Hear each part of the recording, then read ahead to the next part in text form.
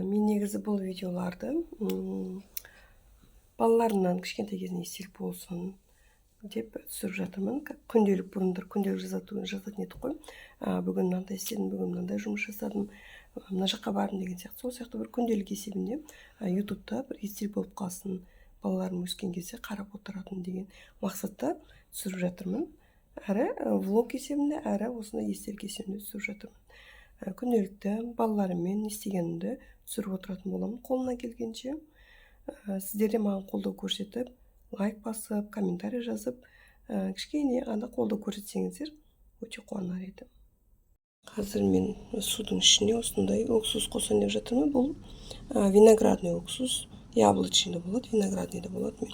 Таңертең менің даусым осылай шығып кетеді. Қазір бізде сағат 9-10 минут өтіп жатыр.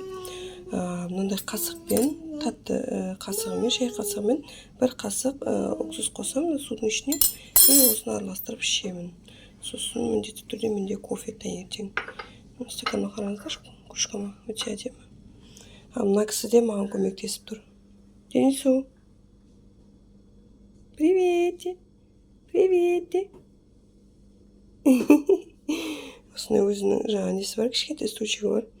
Шығып алады, осылай менің қасыма жүреді. Осыны қазір ішеміз.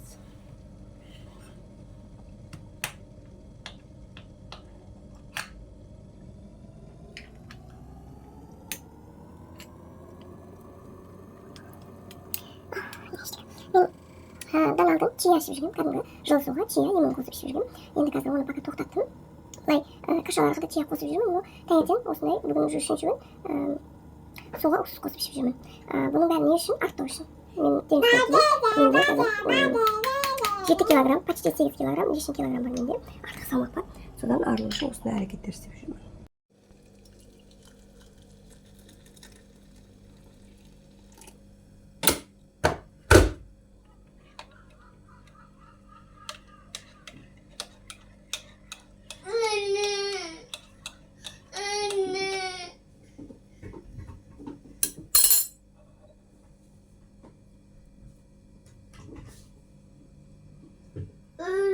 Менің кішкентай кітапханам. Мына жердегі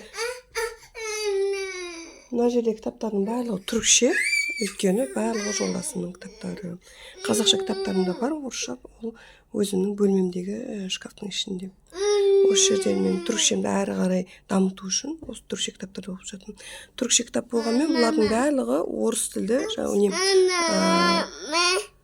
қалай айтсам екен, авторлар орыс. Лермонтов, сосын тағы кім бар еді? Достоевский, солардың кітаптары. Дмитрий Димов деген солардың кітаптары, соларды түркшеге түрк тіліне аударған. Осы кітаптарды оқимын. Осы кофемді жасап аламын таңертең. Мына жерде мына кісі мінекей. Всегда менің қасымда.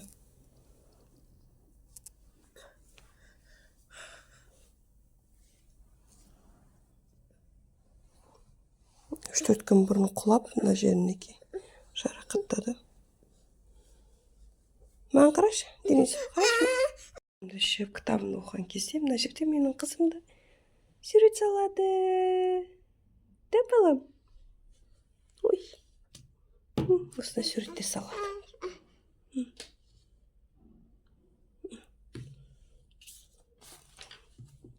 Карандаштарымен. Арманның салған суреттері. Арман қазір садикте. Қараңыздаршы, қалың мультиктерден, кітаптардан көргенін бәрін осылай суретін салады. Қорқатын, қорқынышты заттардың суреттерін салады үшін. Білмеймін, өзіне ұнай ма? Шариктер, неше түрлі. Жемістер. Арман сурет, күшті салады сурет. Мен сала алмаймын сурет. Шет түрлі кітаптар аламыз. Еще бояйды, еще қалған шеттеріне осы сурет салады. Теренше жыртады, да? Шашы өсті қызымның.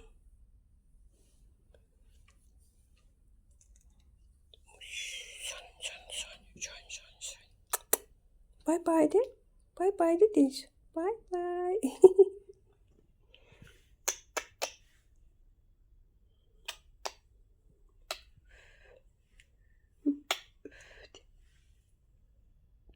Biz derin suмен күнделікті міндетті түрде 2 сағат, 3 сағат жүріп қайтамыз. Сосын дерең суды паркке апарамын, кішкене ойнатамын. Жаңбыр, қар болған кездер енді шықпаймыз, қатты суық болған кезде, бірақ басқа күндер міндетті түрде күнделікті шығуға тырысамын. Әрі маған да пайдалы, жүргенге дерең суға да пайдалы. Таңертең ауа жұтқан, қазір сағат бізде 10. Сондықтан да қазір шығып қайтамыз. Осындай BB крем бар. Осыны жағамын, сосын мынандай Қазақстаннан алған, уже 4-5 жыл болып қалды. Пупаның осындай помадасы бар. Осыны жағатын.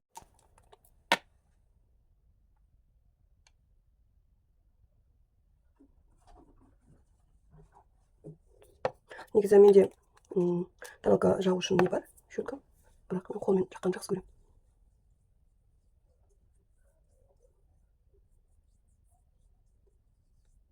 Қолмен жақсам, одан да жақсы мындай тез жағатын сияқты.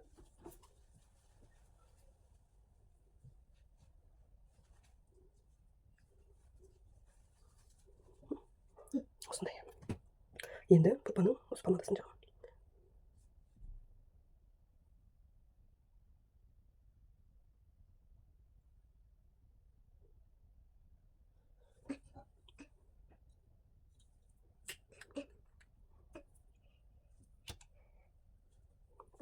Тушаным жақын кетіп тұрған жоқ, өйткені қатандай жаңағыдай не бар жатқан жоқ, просто так паркке шығып қайтқанға осы макияж маған жетеді.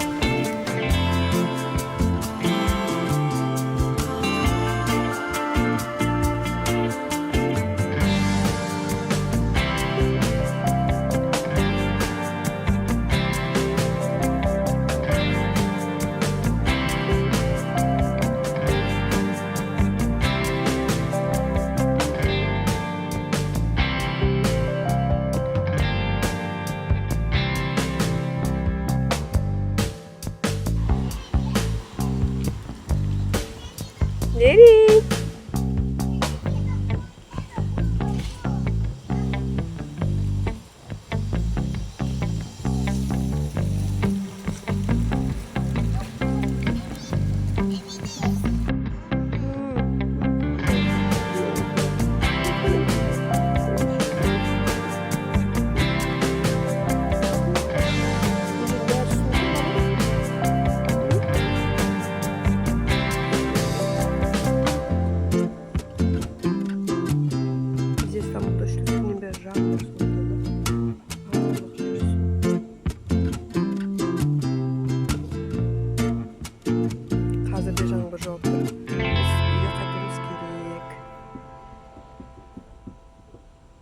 Nereye?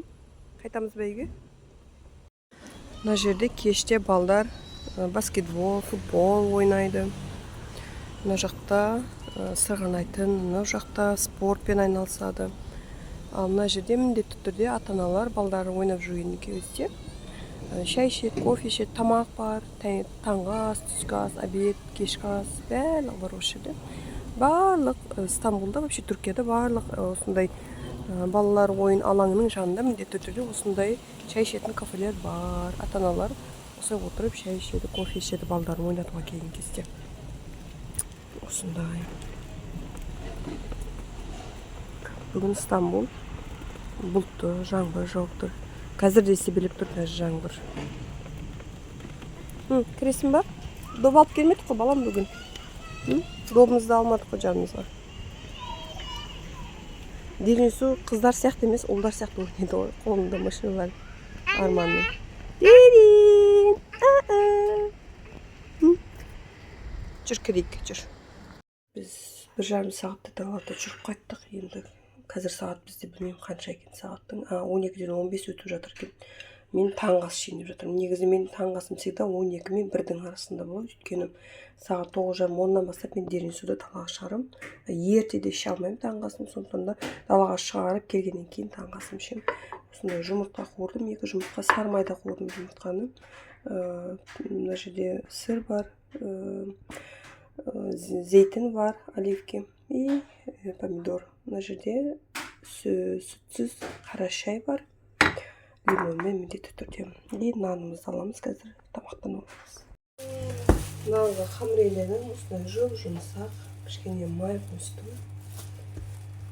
Мынау беті бір 2 килограммдай ұн нанға илеп қойдым. Мен жолдасым сонда жасаған нанды жақсы көреді. Енді осындай пакеттің ішіне салып, ауызын жақсылап қайнап, осылай ішке қоймаймын, ештеңе жаппаймын, үстіне осылай өзі где-то бір 2 сағатта, 2,5 сағатта көтеріліп ашытылып болады.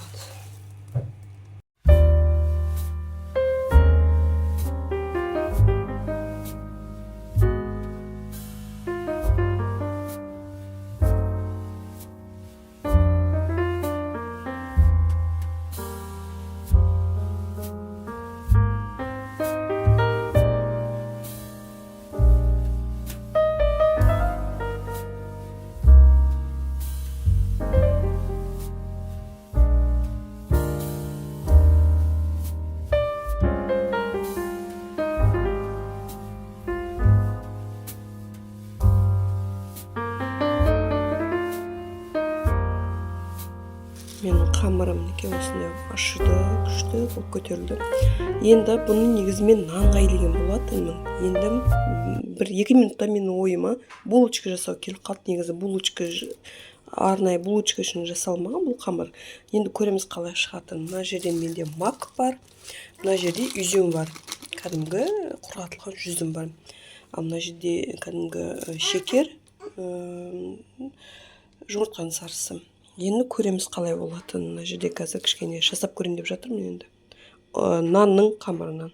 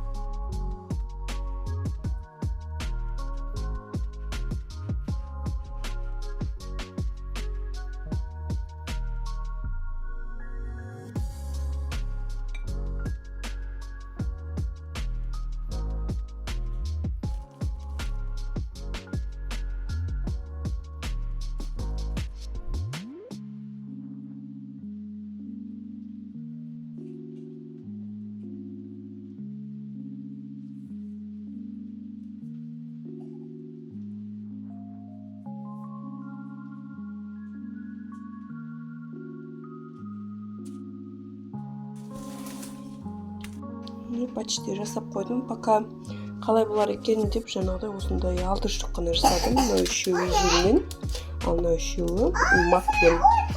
Енді үстін осылай жауып қоямын. Где-то бір 10 минуттай кішкене көтерілгеннен кейін уже духовкаға жіберетін боламын. Бүгін мен кәдімгідей пысықтау ұстап жатыр. Бір қамырдан неше түрлі жаңағыдай дәмді дүниелер жасап жатырмын. Мынау Түркияда Рамазан пидесі деп айтады бұны. Кәдімгі қамырды ашытып осындай қайғып жаяды. Сосын саусақтарымызбен былай істейміз, былай. Төрт бұрышты осылай шығады. Сосын осындай неше түрлі күнжуттарды шашамыз, кішкене жұмыртқа жағамыз и осылай неге береміз духовкаға. Арман келді садиктен. Сағат 4-те келеді Арман садиктен. Енді телевизор қарап жатыр. Арман, merhaba de. Мынаны бабына қыз тартып тастай береді ғой мынаны. Адам сияқты жөндеп болған нені. Мына қыз бізде кішкене тентек, пантамас. Арман олай емес. Мына екеуінің кроваты осылай бір-біріне жақын қойдық. Түні екеуі осы жерде ұйықтайды. Дерінсу ана кроватта. Арман мына жерде. Дерінсу енді емгісі келіп жылап жатыр. Қазір бізде сағат кешкі 5-тен 15 кетіп жатыр. Менің бүгінгі бүгінгі видеомды, кажется, тамамдаймын. Қазір сіздерге булочканы көрсетемін, қалай піскен. Содан кейін бүгінгі видео бітеді.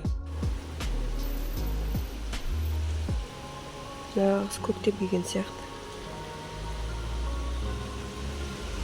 Что жаңбыр жауып жатыр.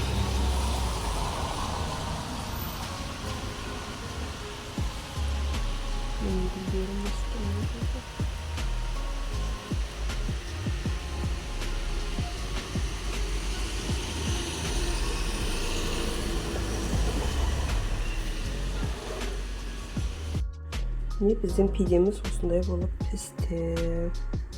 Бізде уже күн батты. Сондықтан да освещение осындай мінекей. Дәмді болды. Вот, біздің булочкалар осындай болып шықты. Булочка кішкене градусын көбірек қосып жібергендіктен кішкене қаттылау болды, но в целом өте керемет болып шықты. Сіздерге осылай көрсетейін. Макпен, ал мынау üzümмен. Мынау жұмсақ болды.